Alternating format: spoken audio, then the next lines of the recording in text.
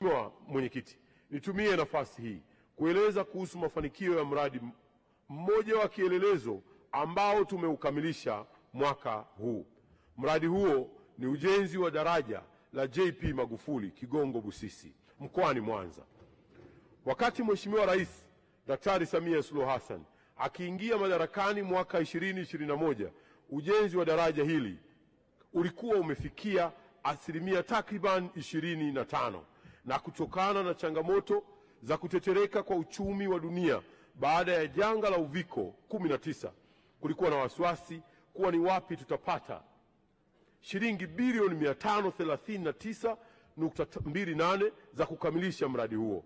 Mheshimiwa Mwenyekiti, naomba kutumia fursa hii kutoa pongezi na shukrani kubwa kwa rais wetu Daktari Samia Suluhu Hassan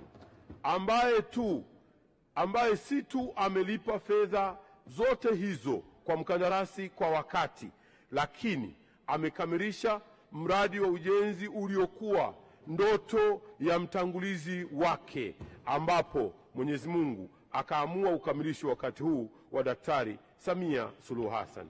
Mheshimiwa Mwenyekiti, naomba kuliarifu Bunge kwamba mradi huo sasa umekamilika kwa asilimia 99, na tayari kwa heshima zote tumemwomba Mheshimiwa Rais Daktari Samia Suluhu Hassan kuwa mgeni rasmi na kusherehekea tukio hili muhimu kwa Watanzania, hususan wananchi wa kanda ya Ziwa, la uzinduzi rasmi wa daraja la John Pombe Magufuli, yaani Kigongo Busisi.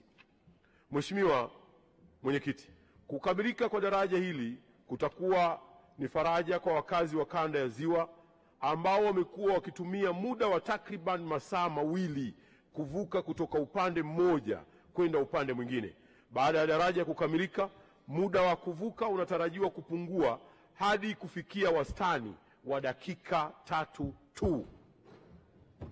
Aidha, daraja hili linategemewa kuongeza shughuli za kiuchumi ndani na nje ya mikoa ya kanda ya Ziwa na hata nchi jirani na taifa letu.